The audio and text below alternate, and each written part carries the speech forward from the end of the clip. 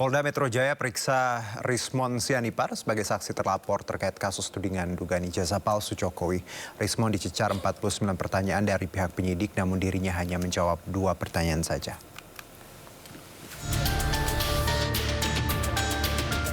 Rismon Sianipar kembali diperiksa tim penyidik Polda Metro Jaya sebagai saksi terkait kasus tudingan dugaan ijazah palsu Jokowi. Rismon dicecar 49 pertanyaan mengenai video yang diunggahnya di media sosial miliknya. Lebih dari 10 video yang akan didalami, namun baru 2 video yang selesai diperiksa penyidik. Rismon mengaku dirinya ingin menjawab pertanyaan secara detail dan mendalam. Saya menjelaskan secara sedetil-detilnya ya kajian ilmiah saya, karena memang kita ini orang-orang yang berbeda, orang-orang yang tidak pernah ketemu sebelumnya dan disatukan dengan nilai akademis, nilai-nilai saintifik. Saya dengan Bu Tipa juga kenalnya 15 April 2025 di UGM, bahkan di depan ruang 109 Fakultas Kehutanan UGM. Tetapi kita dipertemukan dengan nilai saintifik itu. Itulah yang saya jelaskan sedetil-detilnya, sehingga saya hanya jawab hari ini 2 pertanyaan saja. Polda Metro Jaya secara maraton memeriksa saksi terlapor kasus tudingan ijazah palsu Jokowi. Total ada 12 orang yang berstatus sebagai terlapor. Sementara itu, Rektor Universitas Gadjah Mada Yogyakarta, Ova Emilia, mengeluarkan pernyataan resmi terkait isu ijazah Presiden ke-7 Republik Indonesia Joko Widodo. Ova tegaskan Jokowi merupakan alumni UGM dan pihak kampus telah memberikan ijazah yang sesuai kepada Joko Widodo. UGM mengikuti dengan baik perkembangan di masyarakat terkait adanya pihak yang mempertanyakan keaslian ijazah seorang alumni UGM yang bernama Joko Widodo. 2, secara umum UGM menghormati hak warga negara untuk mempertanyakan isu apapun dan untuk mencari jawaban atas pertanyaan tersebut. 3, UGM sudah menyatakan beberapa kali secara tegas bahwa Joko Widodo adalah alumni Universitas Gadjah Mada. 4, UGM memiliki dokumen otentik terkait keseluruhan proses pendidikan Joko Widodo di UGM.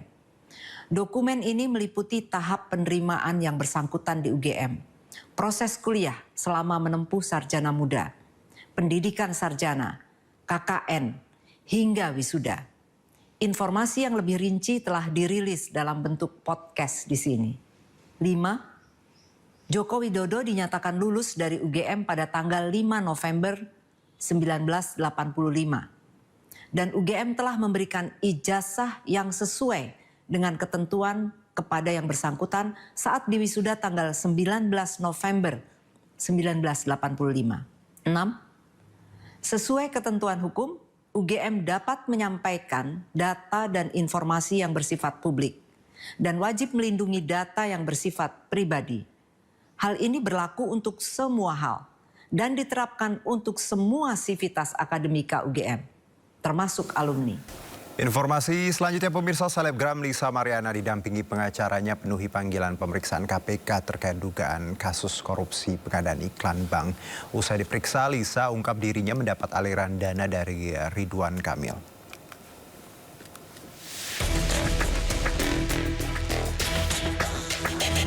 Selebgram Lisa Mariana telah usai diperiksa KPK sebagai saksi dalam kasus dugaan korupsi pengadaan iklan bank yang melibatkan Ridwan Kamil, Gubernur Jawa Barat periode 2018 hingga 2023. Pemeriksaan Lisa berlangsung dari Jumat siang sekitar pukul 11.30 hingga Jumat sore sekitar pukul 16:28 waktu Indonesia Barat. Usai diperiksa, Lisa ungkap dirinya mendapat aliran dana dari Ridwan Kamil. Saya menjadi saksi pemeriksaan Bank BJB. Iya, Ridwan Kamil ya. Iya. Ridwan Kamil. Aliran dana aja. Ya. Saya nggak hitung sih ya. Tapi sekitar 2 jam saya di dalam. Berarti membenarkan adanya aliran dana? Iya. Iya kan buat anak saya. Berarti benar? Benar. Berapa banyak dan berapa? Ya saya tidak bisa sebut nominalnya ya. Meski enggan menyebut jumlah dana yang diterima, Lisa menyatakan pemeriksaan berjalan lancar. Sebelumnya KPK telah menetapkan 5 orang tersangka dalam kasus dugaan korupsi pengadaan iklan bank yang menyebabkan kerugian negara mencapai 222 miliar rupiah. Tim Liputan iNews melaporkan. Bupati Pati Sudewo tidak hadir dalam panggilan pemeriksaan di KPK terkait kasus dugaan korupsi rel kereta api. Sementara itu Sudewo muncul ke publik dalam sebuah acara di Pati usai sepekan menghilang.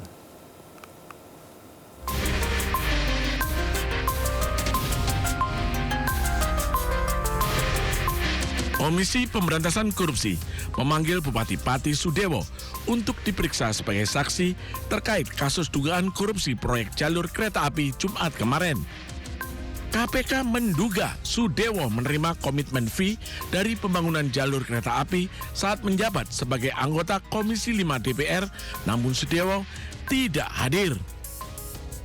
Ada pemanggilan kepada yang bersangkutan terkait dengan dugaan tindak pidana korupsi pada proyek pembangunan jalur kereta ya, khususnya di wilayah Jawa Tengah. Kita tunggu apakah nanti yang bersangkutan hadir memenuhi panggilan. Sementara itu, usai sepekan menghilang pasca demo besar-besaran dan dikabarkan sakit, Sudewo muncul ke publik dalam sebuah acara pramuka di Pati. Baru muncul Pak? Di kantor, tanda tangan koordinasi. Kemarin ke Jakarta juga Pak infonya Pak?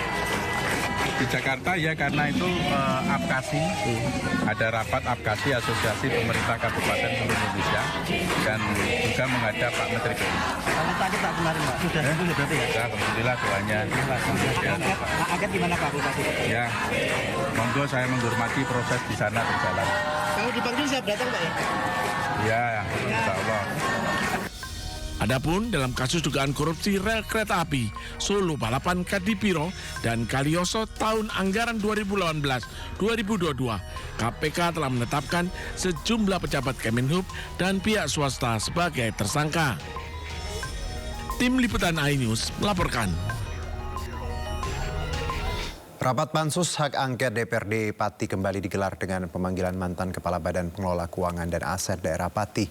Terungkap kenaikan PBB P2 hingga 250% dilakukan tanpa kajian dan rapat pertama berlangsung di rumah pribadi Bupati Pati Sudewo. Salam yang hadir yang bisa mengikuti secara langsung di kantor.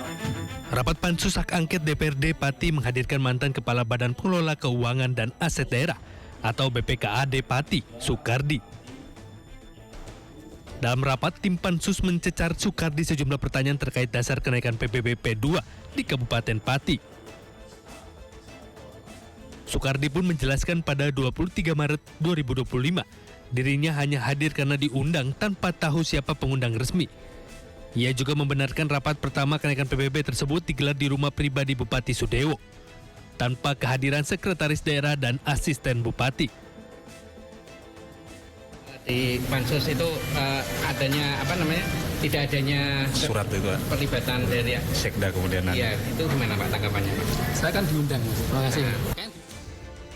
Sementara itu, salah satu anggota tim Pansus Hak Angket menilai rapat kenaikan PBB di rumah pribadi Bupati Sudewo cacat hukum. Itu kan rapat dadakan ya Mas ya. Secara hukum sih memang tidak sah, tapi itu memang sudah dilakukan. Menurut dari hasil rapat? Tadi ditemukan dari BPKAD yang lama belum ada kajian terkait kenaikan PBB. Berarti kenaikan PBB tanpa kajian Mbak ya? Belum ada kajian. Rapat Pansus Hak Angket akan dilanjutkan dengan agenda mendengarkan keterangan dari Kepala BPKAD Pati dan Dinas Inspektorat yang saat ini menjabat. Dari Pati, Jawa Tengah, Lazarus Sandi, iNews melaporkan.